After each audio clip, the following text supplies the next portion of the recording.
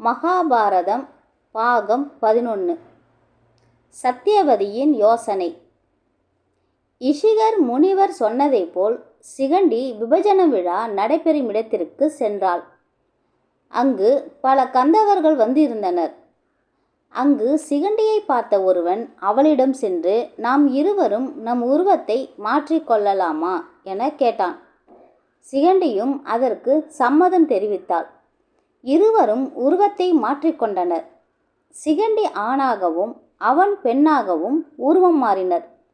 அதன் பின் சிகண்டி பல கலைகளை கற்று சிறந்த வீரனாக திகழ்ந்தாள். சிகண்டி தன் தந்தை துருபதனிடம் திரும்பி சென்று நடந்த விஷயங்களை விரிவாக எடுத்து கூறினாள். அதன் பின் சிகண்டி தன் தந்தையை பார்த்து, இனி தாங்கள் பீஷ்மரை பார்த்து பயப்பட வேண்டாம் என கூறினாள். துருபதனும் மகனாக மாறியிருக்கும் மகளை அன்புடன் ஏற்றுக்கொண்டான். அஸ்தினாபுரத்தில் அம்பை அஸ்தினாபுரத்தை விட்டு சென்ற பின் பீஷ்மர் ஒரு நன்னாளில் விசித்திர வீரியனுக்கு அம்பிகை மற்றும் அம்பாலிகையை திருமணம் செய்து வைத்தார். 7 ஆண்டுகள் கடந்த பின்னர் விசித்திர வீரியன் கடும் காச நோயால் இறந்தான். சில நாட்கள் கடந்தது. சத்தியவதி பீஷ்மரை பார்த்து, மகனே, உன் தம்பி மக்கள் பேரின்றி இறந்துவிட்டான். சந்தனுவின் குலம் தழைக்க வேண்டும்.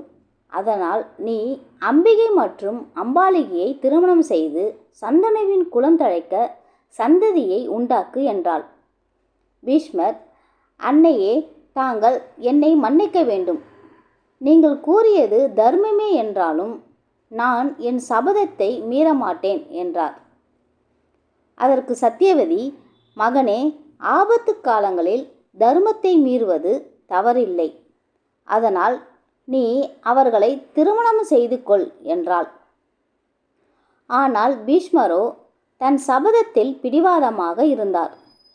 அன்னையே, என்னால் சபதத்தை மீற முடியாது. இதற்கு வேறு ஏதேனும் வழி இருந்தால் கூறுங்கள் என்றார். அதன் பின் யோசித்த சத்தியவதி வியாசர் பிறந்த கதையை கூறினார். முன்பு வசு என்ற மன்னனின் வீரியத்தை மீன் ஒன்று தாங்கியது. பின் அம்மீன் கர்ப்பமானது. அம்மீனை செம்படவன் அவனது வீட்டிற்கு கொன்று சென்றான். அம்மீனில் இருந்து தோன்றியவள் தான் நான். அதன் பிறகு செம்படவன் என்னை தன் மகளாக வளர்த்து வந்தான். நான் பருவ வயது அடைந்தவுடன் பரிசல் ஓட்ட ஆரம்பித்தேன். பராசர மகரிஷி ஒரு முறை யமுனை நதியின் அருகே பயணித்து கொண்டிருந்த போது மீனவ குடும்பத்தைச் சேர்ந்த என்னை கண்டார்.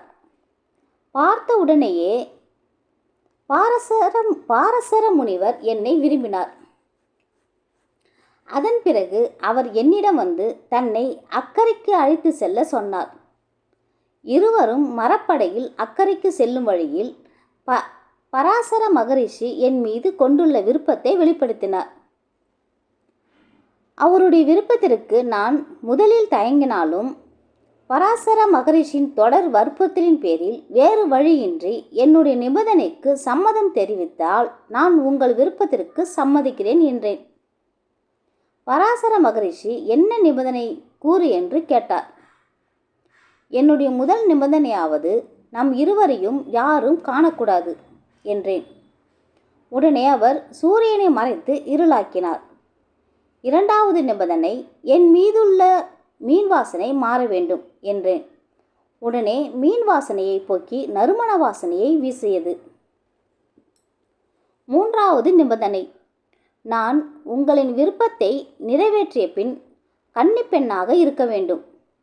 எனக்கு பிறக்கும் குழந்தை நல்ல அறிவாளியாகவும் ஒரு முனிவனாகவும் இருக்க வேண்டும். முனிவர் அவ்வாறே ஆகும் என்றார். பின்னர் இருவரும் அன்றைய தினம் ஒரு தீவில் இல்வாழ்க்கை நடத்தினர். அன்றைய தினம் நான் ஒரு மகனை பெற்றெடுத்தேன். அவன் வேத வியாசர் என அழைக்கப்பட்டான். நீ சம்மதித்தால் வியாசர் அம்பிகை மற்றும் அம்பாலிகைக்கு புத்திர பாக்கியம் கொடுப்பான் என்றான். பீஷ்மரும் தன் குலம் தழைக்க வேண்டும் என்பதால் அன்னை சத்தியவதி கூறியதற்கு சம்மதம் தெரிவித்தார். அதன்பின் சத்தியவதி தன் மகன் வியாசரை மனதில் நினைக்க வியாசர் அவள் முன் தோன்றினார். வியாசர் சத்தியவதியை பார்த்து, அன்னையே, தாங்கள் என்னை அழைத்ததற்கான காரணம் என்ன என்று கேட்டார். சத்தியவதி, மகனே, நீ எனக்கு மூத்த மகனாக பிறந்திருக்கிறாய். பீஷ்மர் உனக்கு அண்ணன் ஆவான். உனது இளைய சகோதரன் விசித்திர வீரியன். அவன் காச நோயால் இறந்துவிட்டான்.